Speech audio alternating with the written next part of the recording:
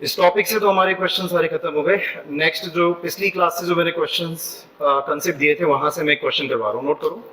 Question है a vertical gap 2.2 metre wide, a vertical gap 2.2 centimetre wide, a vertical gap 2.2 centimeter wide of infinite extent contains the fluid of viscosity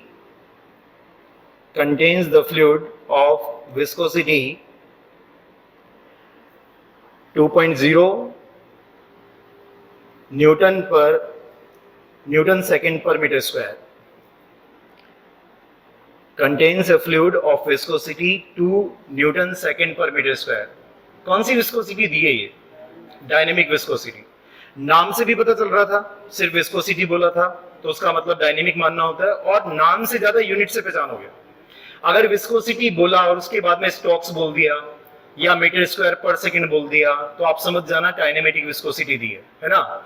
तो नाम की कोई value नहीं रहती, फिर किसकी वैल्यू रहती है? यूनिट की। यूनिट की ज्यादा वैल्यू है। बात समझ में आ रही है? नोट करो। And the specific gravity 0.9 and the specific gravity 0.9. A metallic plate 1.2 meter by 1.2 meter by 0.2 centimeter. एक मेटेलिक प्लेट है जिसकी साइज क्या है? 1.2 metre by 1.2 metre by 0.2 centimeter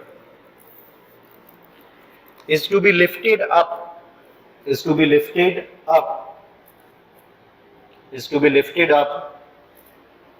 with a constant velocity of 0.15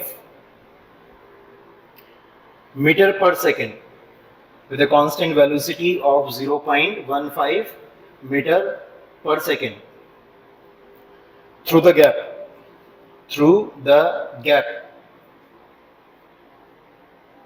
If the plate is in the middle of the gap, if the plate is in the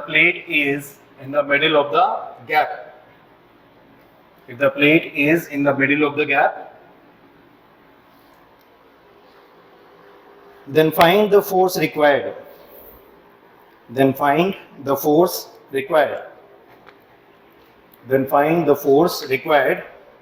Take the weight of the plate 40 Newton. Take the weight of the plate 40 Newton. चलो solve करो। किस topic से question है? Question की understanding बनी क्या? कौन सी equation है जो लगानी पड़ेगी? बताओ जरा।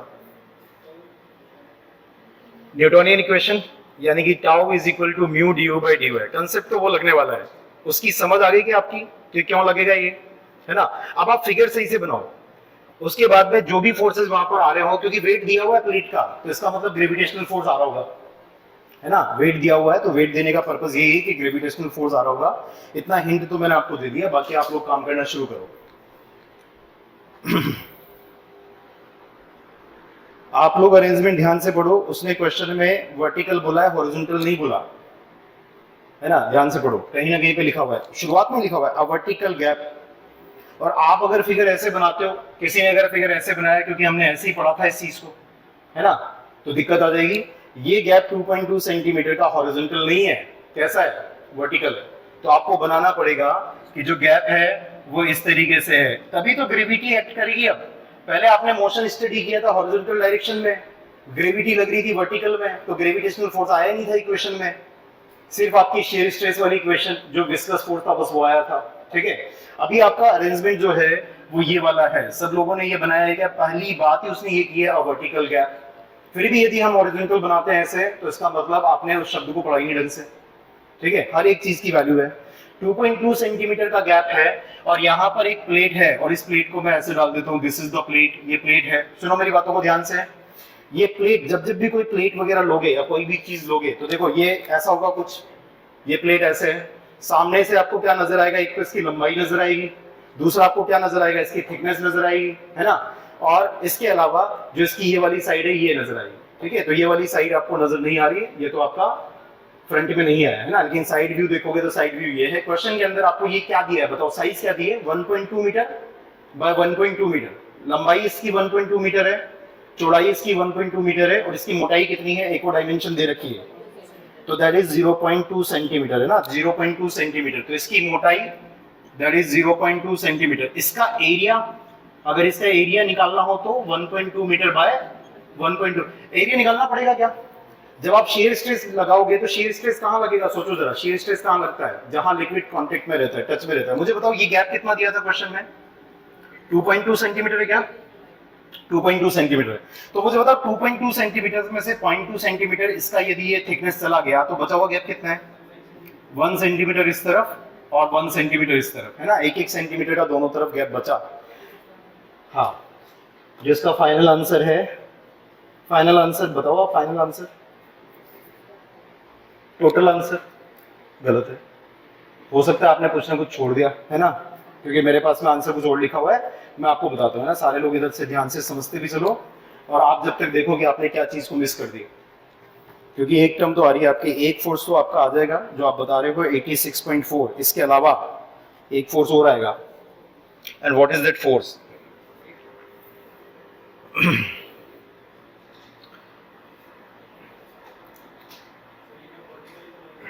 हाँ कौन सा गैप, क्या चीज, हाँ ये हॉरिजॉन्टल गैप है ना, ये 1 सेंटीमीटर है।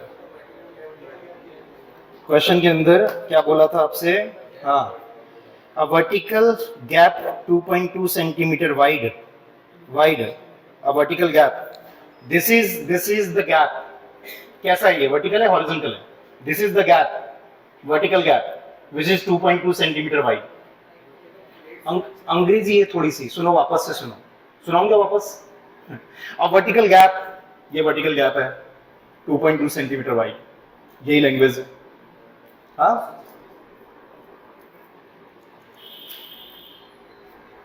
अभी है कंफ्यूजन, अब vertical gap of 2.2 centimetre wide, है ना। चलो करो इसको, सॉल्व करो।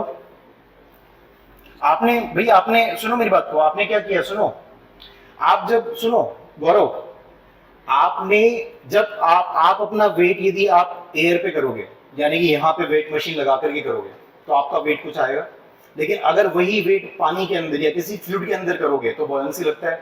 जब जब भी वेट कंसीडर करोगे, बॉयंसी अगर आ रहा है तो बॉयंसी भी कंसीडर करेंगे। बात समझ में आ रहा है, बॉयंसी नेट ग्रेविटी को घटा देती है, बात समझ में आ रहा है, बॉयंसी नेट ग्रेविटी को घटा देती है। तो थोड़ा सा आगे आने वाले टॉपिक का कंसेप्ट चल रहा है इसके अंदर, लेकिन क्वेश्चन मैंने लिखवा दिया है तो अभी इसको कंसेप्ट को हम देख लेते हैं ना। इस टॉपिक के क्वेश्चन के अंदर आपका ये भी आपका समझ डेवलप होना चाहिए। देखो यहाँ पर देखो, सुनो मेरी बात को ध्यान से, इसमें क्वेश्चन ने क्या बोला था, आगे भी रीड कर लेता हूं मैं। क्वेश्चन ने उसने बोला था कि ये गैप इतना है, is to be lifted up, ये ऊपर की तरफ जा रहा है, is to be lifted up with a constant velocity. Velocity constant का मतलब क्या है, एक्सेलरेशन जीरो। एक्सेलरेशन जीरो कब होता है, जब नेट फोर्स जीरो होता है। तो आपका जो ये प्लेट होगा इस पर नेट फोर्स जीरो होगा। देखो सुनो मेरी बात को ध्यान से, वेलोसिटी कांस्टेंट है, वेलोसिटी कांस्टेंट का मतलब होता है एक्सेलरेशन जीरो है, और force is equal to mass into acceleration. Acceleration zero होने का मतलब है F बराबर जीरो आएगा, जो टोटल फोर्स इस प्लेट पर जिस वजह से लग रहा होगा जीरो हो जाएगा, है ना। तो यहां पर जब ये ऊपर की तरफ जाएगा तो इस फ्लूइड में जो ये दीवार है इसका और इसका रिलेटिव मोशन स्टार्ट हो गया क्या। जब जब भी रिलेटिव मोशन आएगा मुझे बताओ कि कौन सा फोर्स आएगा, न्यूटन के हिसाब से जो विस्कस फोर्स है वो आएगा, और उसकी डायरेक्शन क्या होगी, मोशन को अपोज करेगी, ठीक है। यानी कि एक फोर्स इधर F आएगा और इधर गैप बराबर है, तो मैं इधर और F और इधर भी F लिख दूं क्या, किसी को कोई तकलीफ। अगर ये गैप अलग अलग होते हैं तो मैं इसको F1 और इसको F2 करके दो अलग अलग कैलकुलेशन करता, है ना। सुनो मेरी बात को ध्यान से, अब F निकलेगा कैसे, F निकलेगा, अगर आपको F निकालना है तो F निकलेगा टाउ मल्टीप्लाइड बाय एरिया करके। वो टाउ कैसे लिखोगे, that is equal to mu multiplied by du by dy multiplied by area कर दोगे तो काम हो जाएगा। व्हाट इज म्यू, विस्कोसिटी आपको दी थी क्वेश्चन के अंदर, दैट इज 2 न्यूटन सेकंड पर मीटर स्क्वायर। चेंज करने की जरूरत नहीं है, पॉइज में देता तो डिवाइड बाय 10 करते हैं, तब न्यूटन सेकंड पर मीटर स्क्वायर में आता। अभी तो आपको इसी यूनिट में दिया है, मल्टीप्लाइड बाय du। du का मतलब क्या है, जिन दो पॉइंट्स के बीच में आप वेलोसिटी का डिफरेंस ले रहे हो, वेलोसिटी दी थी के क्वेश्चन में, वेलोसिटी है 0.15 मीटर पर सेकेंड, तो यहाँ वेलोसिटी इतनी है। तो मुझे बताओ इसमें इस पॉइंट और इस पॉइंट के बीच में वेलोसिटी का डिफरेंस कितना है? इन दोनों पॉइंट्स के बीच में इसकी वेलोसिटी 0.15 और ये रुका हुआ एरिया है ना, तो दैट इज 0.15 माइनस 0, तो 0.15 आएगा क्या? जिन दो पॉइंट्स के बीच में वेलोसिटी लिखी है उनके बीच का गैप, तो that is equal to 1 centimetre. 1 centimetre को ऐसे लिख दूं क्या मैं? सारा का सारा काम हम मीटर में, सेकंड में, न्यूटन में कर रहे हैं, न्यूटन में, मीटर में, सेकंड में कर रहे हैं, तो दिस इज 1 × 10⁻⁻² हो गया। लिख दिया, सही है, ठीक है। अब देखो जरा, multiplied by area of the plate, ये प्लेट जिस पर शियर लगेगा वो कितने एरिया का है? तो वो है 1.2 मल्टीप्लाइड बाय 1.2, तो दिस इज 1.2 मल्टीप्लाइड बाय 1.2। यहां से कितना मिला f? इस जगह से यदि आप f निकालोगे तो वो आएगा 43.2 न्यूटन। चेक करना जरा, मुझे बताना मिल रहा है क्या? 43.2 न्यूटन। तो इधर वाली साइड से जो आपका विस्कस फोर्स लग रहा है ना, जो विस्कस फोर्स लग रहा है वो भी F है, इधर वाली साइड से भी F है। इसके अलावा और कौन कौन से फोर्सेस है जो इस ऑब्जेक्ट पर लगेंगे? बताओ, आप लोग बताओ। एक फोर्स होगा इसका वेट, यहाँ पर इसका वेट होगा, इसका वेट होगा, और वेट के अलावा एक फोर्स यहाँ पर भी होगा, वो होगा force of buoyancy. Force of buoyancy आगे जाके बताऊंगा मैं आपको। Force of buoyancy is equal to the weight of the liquid displace. जितना वेट ऑफ लिक्विड डिस्प्लेस करेगा उसके ये बराबर होता है ना। तो अभी जिन लोगों को ये नहीं पता कंसेप्ट, अभी फिलहाल आप मेरी बात को मान लो, क्यों होता है मैं आपको बताऊंगा डिटेल में। तो मुझे बताओ, what is the weight of the fluid displace? ये फ्लूइड की डेंसिटी वगैरह दे रखी है, कौन सा फ्लूइड है ये? इसका आपको दिया हुआ है 0.9, तो 900 लिख दूं मैं इसको। तो ये तो हो गया रो मल्टीप्लाइड बाय जी, जी कितना है 9.81 मल्टीप्लाइड बाय वॉल्यूम, वॉल्यूम कितना है इस प्लेट का? वॉल्यूम प्लेट का है 1.2 मल्टीप्लाइड बाय 1.2 मल्टीप्लाइड बाय 0. कितना था ये? 0.2 डिवाइडेड बाय 100 है ना। ये मीटर क्यूब में, ये आपने न्यूटन पर मीटर क्यूब के अंदर लिखा है ना, किलोग्राम पर मीटर क्यूब के अंदर। तो ये जो इक्वेशन से आपको फोर्स मिलेगा क्या न्यूटन में मिल जाएगा क्या? यहां से न्यूटन में मिल जाएगा। ये कितना मिल रहा है? एक मिनट, 25.43 मेरे पास लिखा हुआ है, 25.43 न्यूटन। सबका आएगा 25.43 न्यूटन। अब इक्वेशन को बैलेंस करो, जितने भी फोर्स आने थे सारे आ गए। एक तो आएगा ग्रेविटी, यानी कि इसका वेट, वेट क्वेश्चन के अंदर डायरेक्टली गिवन था, कितना था बताओ? 40 न्यूटन, 40 न्यूटन का दिया हुआ था। अब इक्विलिब्रियम लगाओ, तो what is the equilibrium equation? Equilibrium लगाओ जरा, तो वो इक्वेशन लग जाएगी, ये दोनों फोर्स नीचे है, वेट नीचे है, उसके अलावा आपके पास में ये फोर्स यहाँ पर है ना, तो यहाँ पर नेट फोर्स कितना होगा? What is the net force? ठीक है, what is the net force? Net force is equal to 2F, यानी कि 2 टाइम्स ऑफ 43.2 इतना, और प्लस हो जाएगा इसका वेट, वेट दिया था 40, उसमें से माइनस कर दोगे बुयंसी वाला, यानी कि 25.43। तो टोटल मिलाकर के कितना आया? 70, 100 आ रहा है, 100.97 मेरे पास लिखा हुआ है 100.97। आप लोग अपनी कैलकुलेशन दोबारा देखो जिनका नहीं आ रहा है। तो टोटल फोर्स इतना लग रहा है इस मीडियम में, इस प्लेट के ऊपर। सुनो, ये तो वो फोर्स है जो कि लग रहा है, अगर इतना ही फोर्स आप लगा दोगे ना तो क्या होगा? टोटल फोर्स 0 हो जाएगा। तो अगर इस प्लेट को आप कांस्टेंट वेलोसिटी से चलाना चाहते हो तो इसका मतलब है एक्सेलरेशन 0 चाहते हो, एक्सेलरेशन 0 का मतलब है फोर्स 0 चाहते हो। तो अगर इतना फोर्स लग रहा है तो इतना ही फोर्स आप भी लगा दो, तो उससे क्या होगा? ये कांस्टेंट स्पीड से जा पाएगा। इस क्वेश्चन का आंसर है 100.97। बहुत ही शानदार क्वेश्चन है, एग्जाम में आ भी चुका है ना। चलो, कंसेप्ट क्लियर हुआ क्या? ग्रेविटी हमेशा वर्टिकल डायरेक्शन में लगता है। अगर आप मोशन स्टडी कर रहे हो हॉरिजॉन्टल में, ग्रेविटी का कोई रोल नहीं आएगा। बात समझ में आ रही है? ध्यान रखो, है ना। चलो, छोटी सी फिजिक्स थी वो मैंने यहाँ पर बताई आपको। आगे चलते हैं, नेक्स्ट क्वेश्चन लिखो।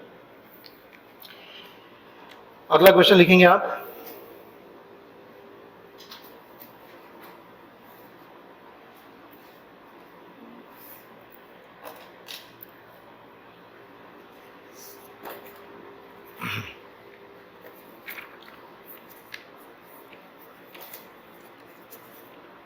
समझ में आ गई सारी बातें?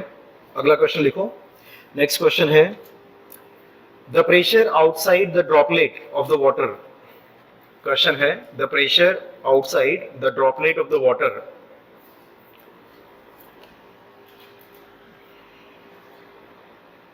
the pressure outside the droplet of the water of diameter 0.04 mm, of diameter 0.04 mm is 10.32 Newton per centimeter square.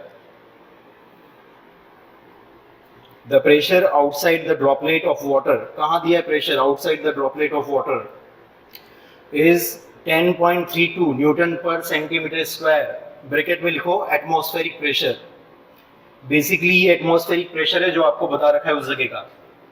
Outside the droplet जो प्रेशर है दैट इज 10.32 न्यूटन पर सेंटीमीटर स्क्वायर. ब्रैकेट में लिखा एटमॉस्फेरिक प्रेशर. ये atmospheric pressure है. ठीक है, next लिखो. Calculate the pressure within the droplet. Calculate the pressure within the droplet.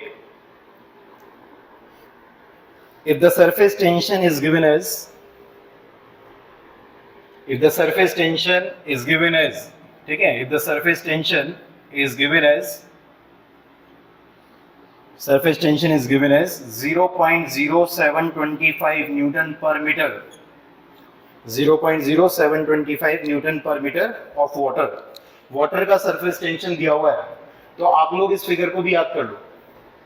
Water का सरफेस टेंशन लगभग कितना होता है, इस ऑर्डर का होता है. टेम्परेचर का फर्क पड़ता है, लगभग वैल्यू बता रहा हूं मैं आपको, तो इसको याद कर लो. 0.07273 के आसपास है ना. तो कभी किसी क्वेश्चन में RSMSSB का एग्जाम हुआ था, ठीक है, जो कैंसिल हुआ था उसमें एक क्वेश्चन था, ठीक है, तो उसके अंदर आपको सरफेस टेंशन पता होनी चाहिए 0.073 न्यूटन पर मीटर. ठीक है, वाटर के लिए सरफेस टेंशन होता है. अगर जिसको ये डेटा पता नहीं था तो उसका वो क्वेश्चन हुआ भी नहीं. ठीक है, तो ये डेटा नहीं देते आजकल, तो इसलिए मैंने बोला वाटर और मरकरी का डेटा याद किया करो, है ना, नोट कर लो. तो वाटर के लिए इतना दिया हुआ है. क्वेश्चन सॉल्व करो जरा. The pressure outside the droplet of the water of diameter आपको बताया हुआ है. तो ड्रॉपलेट ऑफ वाटर, इसका कंसेप्ट दिया हुआ था मैंने पूरा, कि ये पूरा पानी से भरा हुआ है. जब आप इसको कट करते हो, इक्वेशन लिखने की आदत है कि आपकी P मल्टीप्लाइड बाय कितना, pi d square divide by 4, है ना. This is equal to how much, sigma multiplied by pi into d. Equation ये थी आपकी ड्रॉपलेट में, याद आ रहा है क्या? ड्रॉपलेट में इक्वेशन ये थी. और प्रेशर निकालना हो तो इक्वेशन है 4 सिग्मा डिवाइडेड बाय d. हमारी इक्वेशन ये लगेगी. ठीक है, this is the equation. Solve करो जरा क्वेश्चन को. 4 सिग्मा डिवाइड बाय d. बाहर का प्रेशर क्यों दिया है, मजा थोड़ी ना आ रहा है. क्या पूछना चाह रहा है वो आपसे? वो आपसे एब्सोल्यूट प्रेशर पूछना चाह रहा है ना. तो गेज टर्म्स में प्रेशर निकालोगे तो आंसर यहाँ से मिल जाएगा, P equal to 4 sigma divide by d. अगर बाहर का प्रेशर दे रहा है वो, ठीक है, तो वो कैलकुलेशन करवाना चाह रहा है. वैसे ऑब्जेक्टिव एग्जाम में तो वो बोलेगा साफ साफ, है ना, आप घबराना मत. ये तो मान लो सब्जेक्टिव एग्जाम है, डेटा इस तरीके से दिया हुआ है, बाहर का प्रेशर भी वो बता रहा है, इंक्लूड कर लो उसको भी, है ना. यानी कि एब्सोल्यूट निकालो आप तो, लेकिन अगर आप गेज पे भी छोड़ दोगे तो सही होगा, कोई दिक्कत है नहीं. बात समझ में आ रही? बाय डिफॉल्ट तुम गेज ही बताते हैं हमेशा. हाँ, तो अगर किसी ने निकाला है प्रेशर कौन सा, एब्सोल्यूट प्रेशर, है ना, तो वो 11.045 आ रहा है. ठीक है, 4 sigma divide by d, values put करवाओ. 4 सिग्मा 0.0725 सिग्मा दिया था वाटर का. डायमीटर क्वेश्चन में दे रखी है कितनी, 0.04 mm, है ना. तो 0.04 mm का मतलब है 10⁻³ मीटर. तो इसको सॉल्व किया तो रिजल्ट मिल रहा है 0.725. सबको मिला क्या, 0.725. तो मैंने कई बार बोला था, डेरिवेशन करवाते समय भी बोला था कि ये जो प्रेशर होता है ये गेज प्रेशर होता है. आपका आंसर तो यही खत्म हो जाएगा.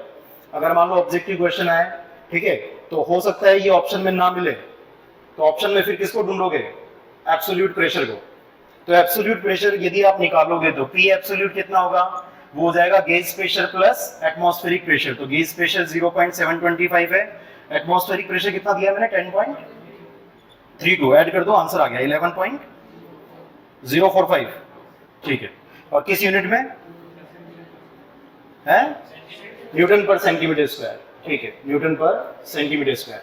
यहाँ पे भी कन्वर्जन किया होगा आपने, है ना. ठीक है, तब जाकर के आएगा. यहाँ न्यूटन पर मीटर स्क्वायर में आएगा, कन्वर्जन करवा देना, यानी कि डिवाइड कर देना 10⁻⁴ से, तो आपको न्यूटन पर सेंटीमीटर स्क्वायर में मिल जाएगा. सब लोगों को मिल गया, आगे चले, बहुत बढ़िया, है ना. तो हो सकता है ऑब्जेक्टिव एग्जाम में कभी 0.725 जो आपने निकाला था वो नहीं मिले, तो किसको ढूंढने जाओगे फिर, एब्सोल्यूट को. एब्सोल्यूट को ढूंढ लो. हो सकता है एब्सोल्यूट के हिसाब से डेटा दे रखा हो. बाय डिफॉल्ट तो हमेशा गेज है ना.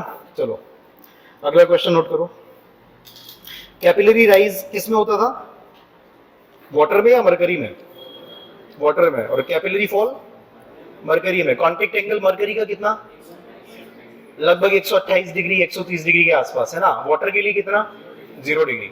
ठीक है, फॉर्मूला याद है, फॉर्मूले से पहले की इक्वेशन याद है, मतलब क्या होता है, कंसेप्ट क्या होता है, तो वो वेट जो कॉलम का होता है वो इक्वल करते हो आप। ठीक है, तो इमेजिनेशंस में रखनी पड़ती है चीजें। देखो मैं पूरा डायग्राम नहीं बनाऊंगा, सीधा इमेजिनेशन में मेरे डायग्राम चलता है ना। तो लिक्विड का लेवल है, आपने एक पतली सी ट्यूब रख दी, उसमें पानी चढ़ने वाला है ना, सिग्मा बना, कॉन्टेक्ट एंगल आपको नजर आ रहा है ना। सिग्मा का फिर कंपोनेंट लेंगे तो पहले फोर्स निकाल दो कि sigma multiplied by pi into D, ये फोर्स हो गया। इसका कॉस कंपोनेंट ले लिया, हमारे दिमाग में चल रहा है फिगर, और इसके बाद में this is equal to how much, this is equal to the weight. Weight कैसे लिखते हो, वेट लिख दोगे gamma multiplied by volume, volume कैसे लिखोगे, that is equal to pi D square divide by 4 multiplied by H. तो pi D से gamma लिख दिया ना, है जी, कौन सा जी, ठीक है, पाई डी ये कैंसिल आउट कर दिया, और यहाँ पे आपके पास में क्या चीज आ गई, दिस सिग्मा या H, H is equal to 4 sigma cos theta divided by, ठीक है, divided by gamma multiplied by D. बात समझ में आई। ये पढ़ते पढ़ते आपको फॉर्मूला भी रट जाता है, वो अलग बात है, लेकिन फॉर्मूले से पहले ये इक्वेशन भी आपको ध्यान होनी चाहिए, और ये इक्वेशन लगती कैसे है उसकी पूरी एप्लीकेशन समझ में आनी चाहिए। आती है सबको, ठीक है। चलो इसमें आगे, अगर वाटर दिया जाए तो थीटा को 0 रख देना, वाटर दिया जाए तो गामा भी आपको पता है, ठीक है। चलो नोट करो जरा इसका question.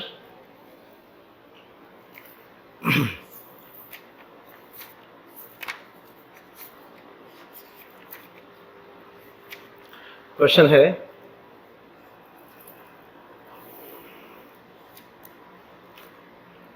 the capillary rise in the glass tube, the capillary rise in the glass tube, capillary rise का क्वेश्चन है। राइज और फॉल में इक्वेशन सेम है, अलग अलग है, सेम इक्वेशन है ना, वही equation 4 sigma cos theta divided bye rho z d। The capillary rise in the glass tube is not to exceed 0.2 mm of water, is not to exceed 0.2 mm of water. Determine its minimum size.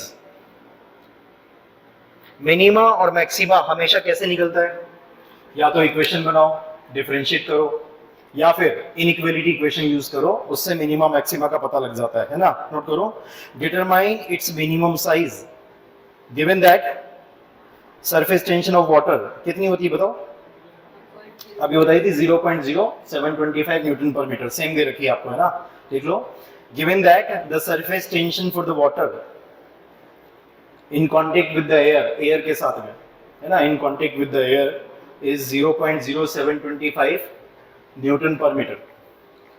Solve करेंगे ये question, ध्यान देना, मैंने आपको कई बार बोला है inequality अगर इक्वेशन बन रही हो तो इनइक्वालिटी में ही लिखना, है ना। बहुत बढ़िया, बहुत बढ़िया, सब लोग इनइक्वालिटी में लिख रहे हैं अब इक्वेशन को, क्योंकि आपको धीरे धीरे इनइक्वालिटी पे इक्वेशन का रोल समझ में आएगा पूरी सिविल के अंदर, है ना, कई जगह पर काम आएगी इक्वेशन। तो इन्होंने जो आंसर बताया, क्या आंसर बता रहे हो आप, सही है, एमएम के अंदर 147 यानी कि 148 mm आ गया इनका आंसर, है ना, आंसर तो सही आ गया।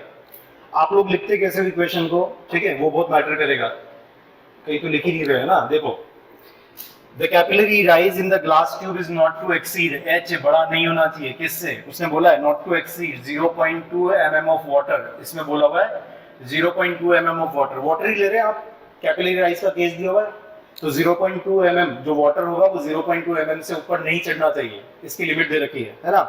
डिटरमाइन इट्स मिनिमम साइज, तो आपको डी मिनिमम पूछा है कि डी मिनिमम कितना होगा ये निकालना है, ठीक है। Given that the surface tension water कितनी है, ठीक है, तो आप क्या करोगे, ये जो एच है ना, इस फॉर्मूले से जो निकलता है, इसको आप क्या कर दोगे, this should not be more than 0.2 mm, equation ये लगा देना, ठीक है। और इक्वेशन अगर आप इसको सॉल्व करोगे फर्दर तो क्या आ रहा है, देखो जरा, 4 सिग्मा 0.0725 है ना, 0.0725 cos थीटा, वाटर के लिए cos 0 डिग्री, ये 1 होगा, है ना, नहीं भी लिखते तब भी चलेगा। डिवीजन के अंदर गामा इंटू डी, ठीक है, तो क्या लिख दे, rho into g 10⁻³ multiplied by 9.81 rho g h, ठीक है। यहाँ पर मैंने लिखा इसको रो जी डी, है ना, तो डी लिखा, this should not be more than 0.2 mm था, 10⁻³ तो ये पूरी इक्वेशन में मैंने काम किया है न्यूटन में, मीटर में, है ना, तो डी मेरा मीटर में आ जाएगा यहाँ से। अब डी जब इधर लेकर के जाएंगे तो डी की जो इक्वेशन बनेगी वो डी, इधर देखो जरा एरो किधर आ रही है डी की तरफ, तो D should not be less than, जो भी अमाउंट आएगा आप सॉल्व करने के बाद वो यहाँ लिख दो, कितना आ रहा है देखो, that is equal to 0.148 metre. Metre में काम किया था, यहाँ से आपको मीटर में मिल जाएगा 0.148 मीटर। इस जगह से क्या बोल रहा है ये, डी छोटा नहीं होना चाहिए, तो इसका मतलब डी की ये मिनिमम वैल्यू है, डी छोटा नहीं होना चाहिए। तो इन इक्वेशन को कहते हैं इनइक्वालिटी इक्वेशन, जो बराबर नहीं है, एक साइड हैवी है एक साइड लाइटर है ना। इन इक्वेशंस को क्या कहते हैं, इनइक्वालिटी इक्वेशन, है ना। तो इनको एज इट इज यूज किया करो, जब एग्जाम के अंदर क्वेश्चन आए तो उससे आपको पता लगेगा कि ये मिनिमम क्यों दे रहा है। अगर आप बराबर लिखते हुए चलते तो डी बराबर इतना आ जाता है, लेकिन मिनिमम क्यों दे रहा है, उसका कारण ये है कि D should not be less than. तो अगर नंबर लाइन पे बनाए तो ये फिगर है 0.148, इससे छोटा नहीं होना चाहिए, तो 0.148 से बड़ा कुछ भी रखो तो इसका मतलब है 0.148 मिनिमम वैल्यू है। समझ में आया डी मिनिमम क्यों आया ये वाला, तो ये इस वजह से आया 0.148 मीटर 148 mm। पूरी सिविल में जब जब भी आपको बोले कि इससे ज्यादा नहीं होना चाहिए या ये हमारी मैक्सिमम लिमिट है, तो उसको एज इट इज इक्वेशन को लिखा करो, बराबर करके मत लिखना। बात आ गई समझ में, चलो बहुत बढ़िया।